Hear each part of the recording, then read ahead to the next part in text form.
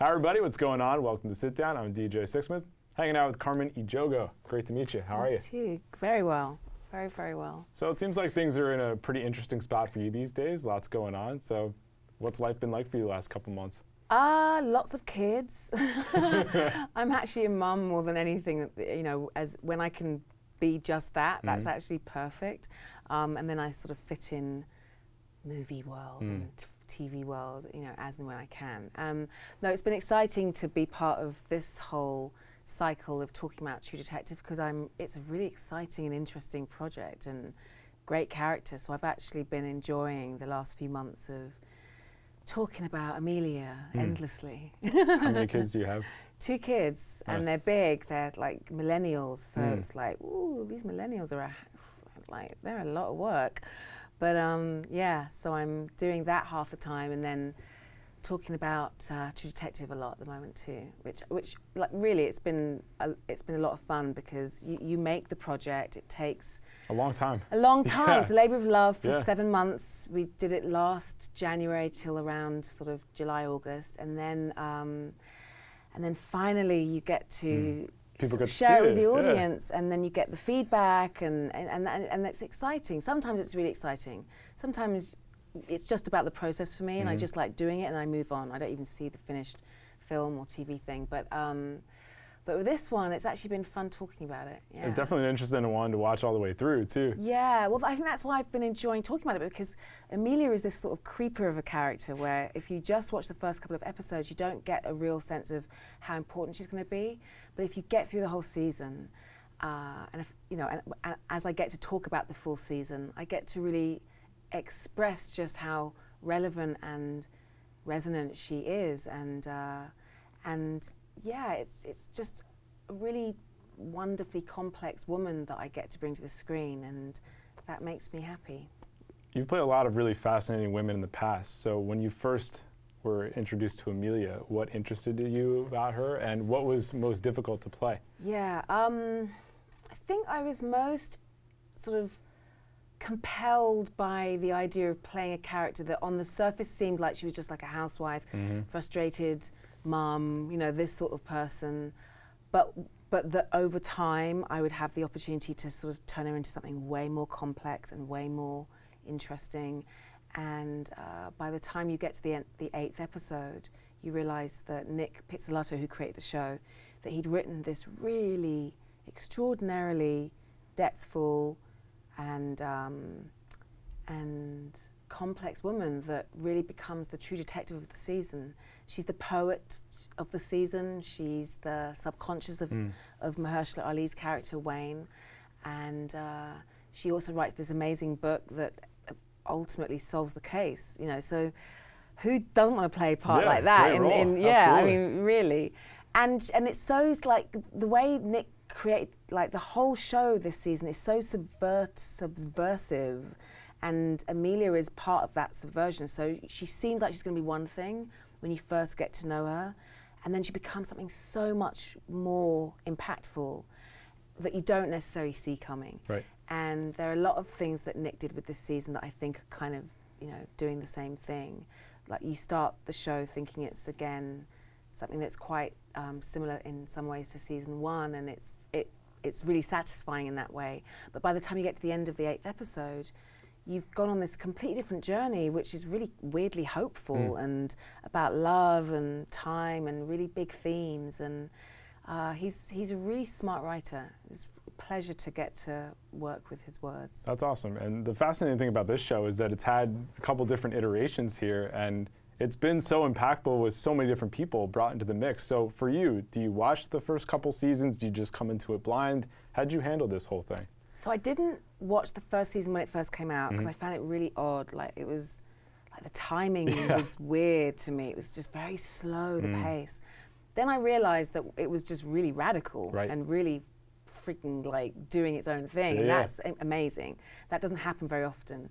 So I went back and revisited the season when I heard about season 3 happening. I didn't really check out season 2 much, but got a feel for what the energy of the franchise was essentially about, and realized that that was something that could be really exciting given what Nick was attempting in terms of storyline with this season. And then when I heard that Mahershala was on board, when I heard that Stephen Dorff was going to be involved, which I thought was a really interesting choice in casting and turned out to be great. And then also we had a great couple of directors. Initially it was just one person that I was really interested in working with, someone called Jeremy Saulnier, who did the first couple of episodes for us. And I'm a big fan of his movies, so I wanted to work with him.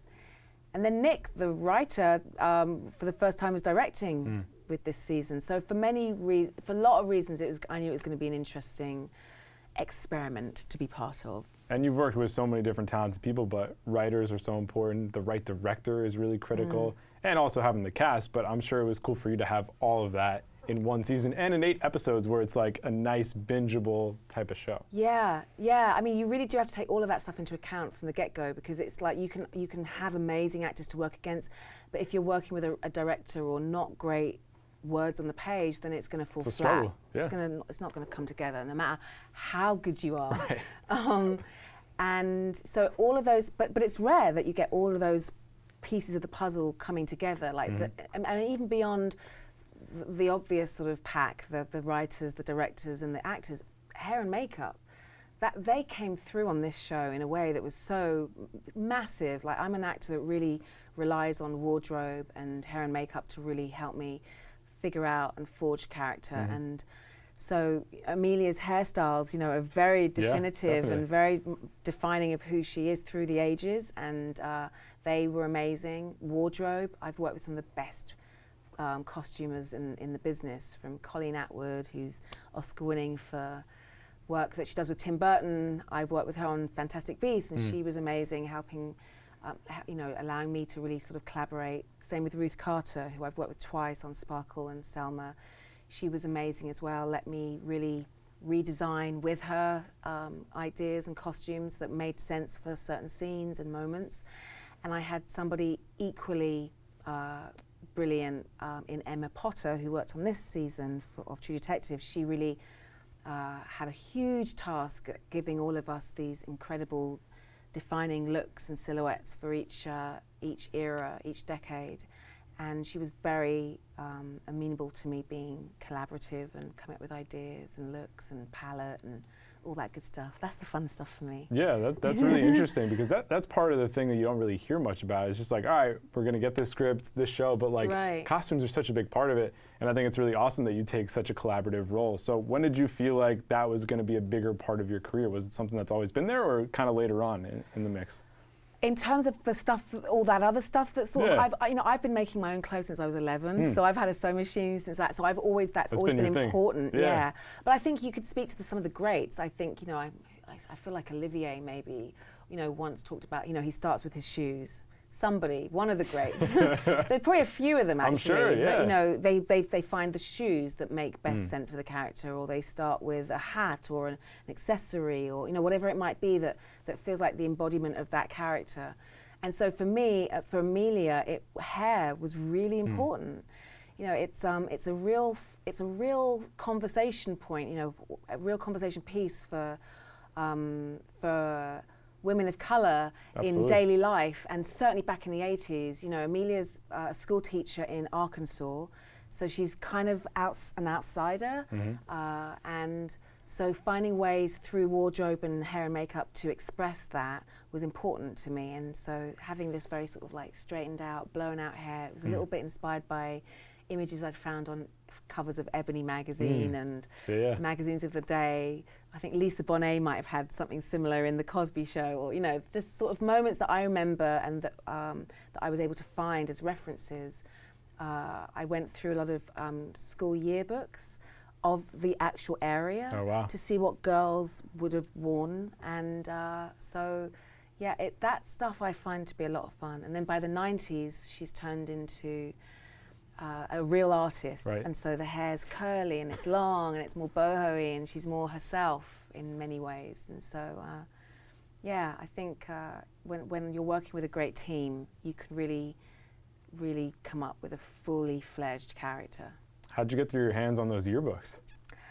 Gosh, so my hairdresser actually had some from the air. I don't know. You know what? That's a good question. Maybe the local library. Yeah. I don't That's what I was know. thinking, because you can get access to it. No, there. hang on. I think there's a website.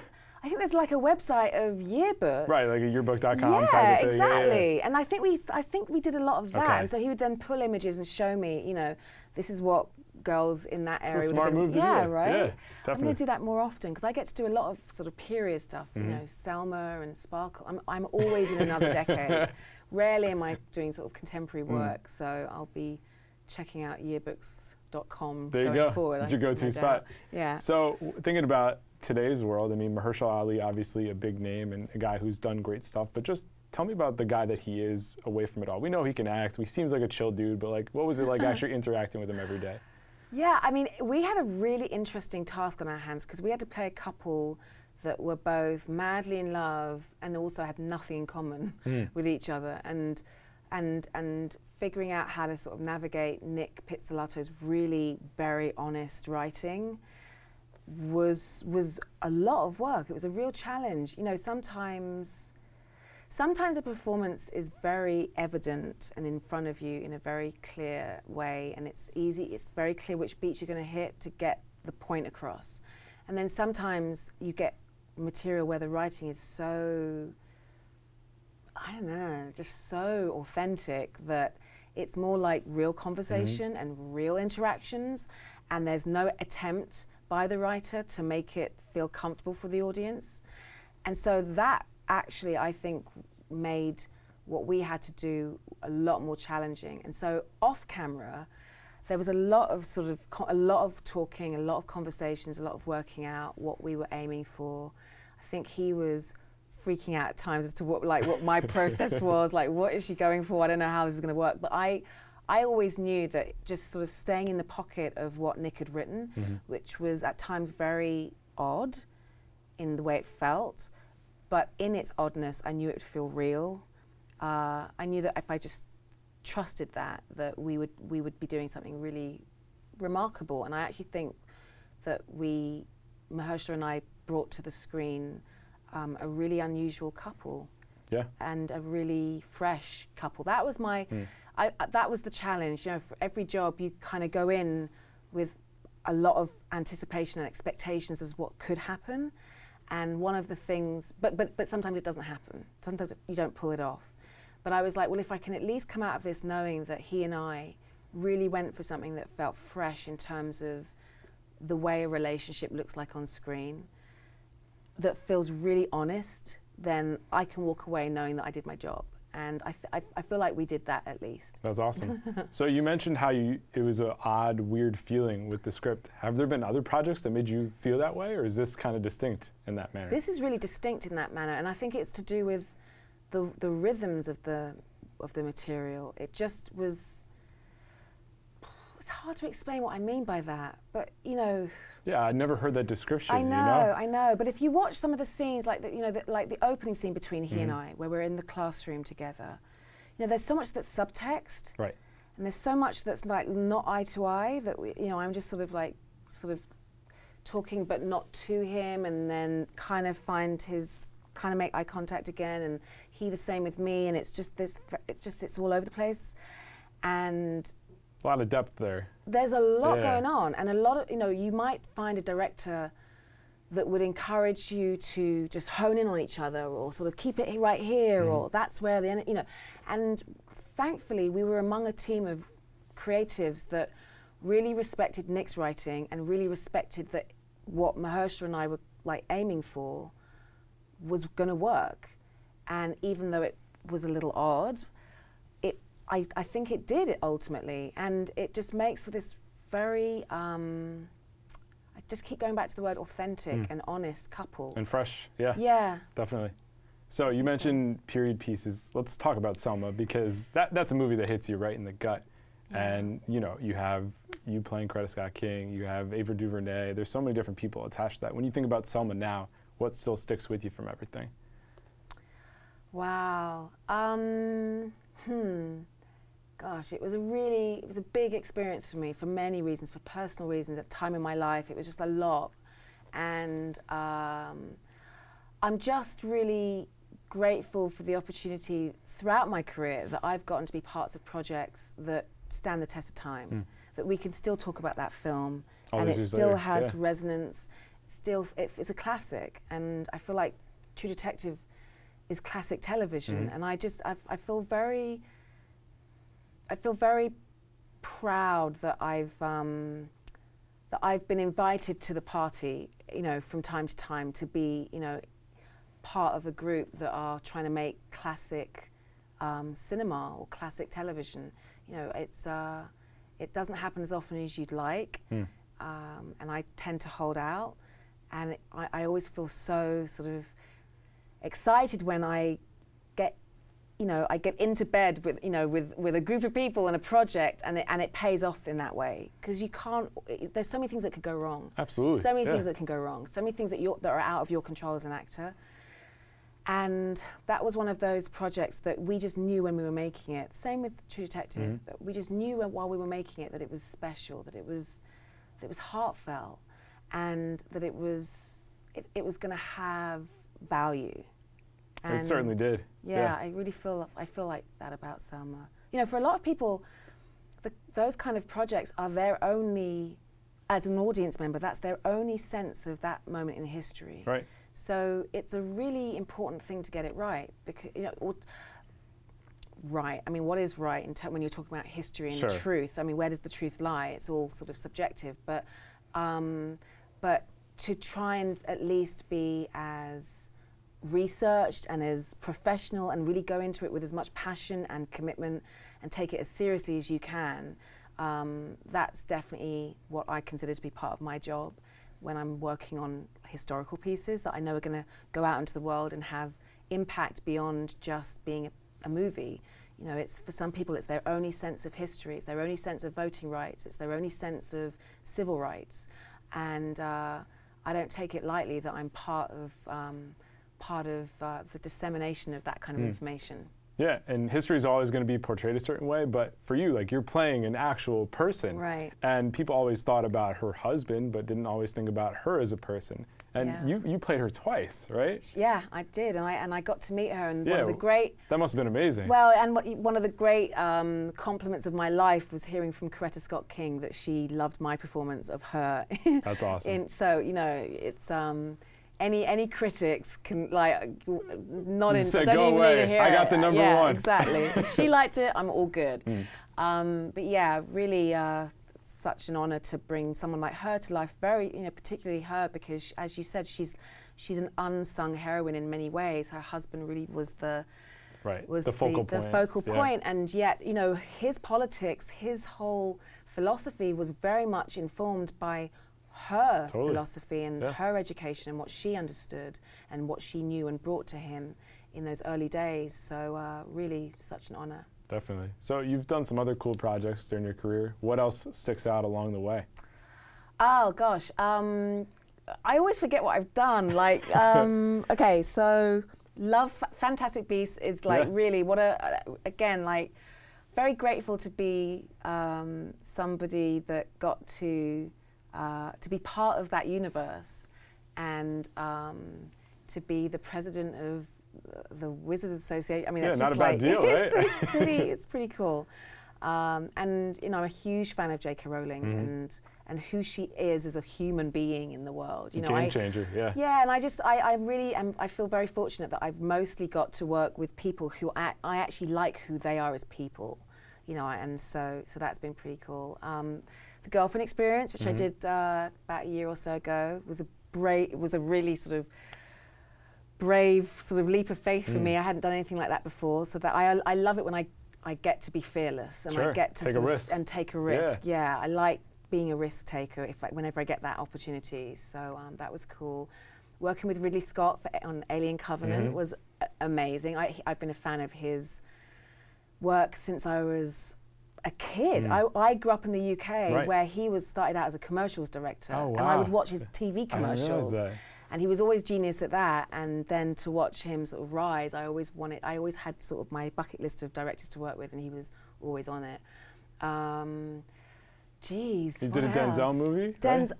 Gosh, yeah, I totally forgot. I worked with Denzel finally. Can't forget that one. Yeah, and that was like a lifelong ambition. I'd auditioned for a films with him along Okay. the way since I was in my 20s. Yeah. And I'm actually really glad. You probably only get to work with someone like him once in your career, so I'm glad it was this one because I actually really loved the project and the role.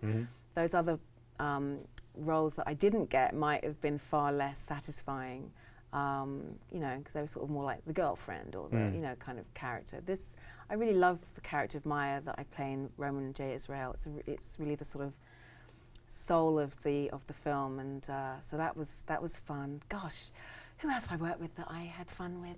Gosh, I mean, there wasn't started out with Eddie Murphy. Yeah. Which one was that pretty again? Cool. That was Metro. That was my first ever film. Wow. Yeah, well, not the greatest of movies, No, but but still, like I mean, really a legend. You know, you can say you pretty worked cool. with him. Yeah. Whitney Houston. Great experience working with her on Sparkle, which was a movie that is very close to my heart. It's a film about a woman who. It's a film about three sisters. It's actually what Dreamgirls was based on. Oh, okay. Yeah, yeah. And three sisters, one of whom, well, who are dimming their lights in the face of adversity and people that don't sort of make them shine. And I think it's just a super important message for women and girls out there, because I think it's something that people do all day long to themselves, is, you know, dim their own light and not find their way to sort of be their best selves. And so that's a really special film for me. And I love that role of sister that I get to play. I mean, listening to Whitney Houston music is just an emotional experience in and of itself. Yeah, and she sings in that film, and I remember watching her.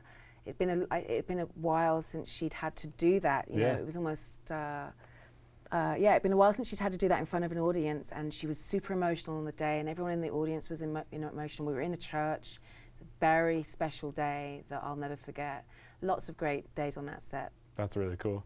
So you mentioned your director bucket list. Who else is on there? Oh my goodness, who else is on there? Definitely Villeneuve. I'd love to work with Denis Villeneuve. I'd love to work with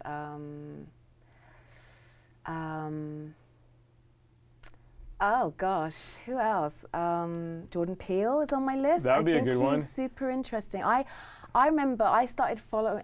My son turned me on to Key and Peele yonks ago, like years and years and years. Hilarious show. And great show. Yeah. But I remember watching him in this one episode and this one skit, and I was like, that dude's an actor. He's not. He's got some something chops. going on big time. And I think that of most comedians, that they're like the uber geniuses of the universe, and that most of them can act really well too. But I could totally see that he was like this other level sort of person. So I'm very curious to see him acting more and maybe directing himself in something, and I'd love to be part of what that experience would look like. The next Jordan Peele movie, or if the Twilight Zone comes on another season, we'll jump into that. Yeah, almost did that, but conflicts of time, so yeah, you can't do everything sadly, but yeah, he's on the list. I'm trying to think of what other great female directors. I want to direct. Yeah? Yeah. It seems to be the progression of everything, so when do you see yourself getting into it? I hope so. I hope it's the next thing for me, or at some point soon down the line, because I feel like I've been lucky to watch some greats along the way. And you've been doing it for years. Learned some of the tricks. Yeah, totally. Yeah. And actors have great perspective when it comes to being a director too. Yeah, I think so. Because you know the ebbs and flows. Yeah, and you know, some I might be a better actor's director than technical director. Sure. But a good DP, and then you're good to go. Yeah, right, exactly. Yeah, you know how it goes. Yeah. So you mentioned your background growing up in England, and we were talking off camera just about life as a celebrity and working as an actor. What has been the craziest thing for you in terms of where you grew up and what you've jumped into here in terms of American celebrity culture? Gosh. Well, I guess just keeping my eye like very focused on what I got into it in the first place for, because there's so much about being an actor in the US that you can really come from anywhere at this point. You can come from Instagram celebrity, right, you could be a YouTube person. star, right? There are all these avenues. I didn't train, so I don't think you necessarily have to train to be legit, But I do think, like, for me, it's very important that I keep, like, very clear-minded about what I got into it for in the first place. And it wasn't for the celebrity, and it wasn't for all the things that I think can be, you know, the allure these days. So I think that's something that I've had to just be very focused about. And so it's a lot of saying no. The power of no is something I'm big on. Yeah. Yeah. No, it's a really important thing. Yeah, it is, and it's something that, you know, it takes time for some people to sort of grasp that you have permission to say no, and that you should do that for yourself. You know, give yourself permission to know what you want and what you don't want. Sometimes what you don't want is actually more important to stay true to than getting to what you want. Or they go hand in hand. And not to be pressured into doing something, or just not being able to say no because it's not a comfortable thing. Like, if you're not going to voice it yourself, then nobody else is. Exactly. You know? Exactly. And you don't want that to slip away. And it sounds so simple, but I think, you know, as children we're so encouraged to sort of, you know, yes, yes, yes, you know, we're encouraged to be sort of complacent or submissive in some ways, that it can take a lot of time to undo that and to learn how to sort of find your strength and power in being truly what you want to be in the world. So, yeah. Has that got anything to do with what you asked me? No, but it's a nice little segue into things. I'm such a meanderer. No, listen, that's the whole point of these interviews. We like to meander into different types of things. If I wasn't doing this, I'd be a philosopher or a psychologist, I think. Like, I'm sure your kids enjoy all these different types of conversations you could have. Yeah. They're very similar to me in that sense. So it's a lot of pretty heavy conversations some of the time. So when people check out True Detective or some of your other work, what do you want people to think about you as an actor and just the type of person that is jumping into these roles?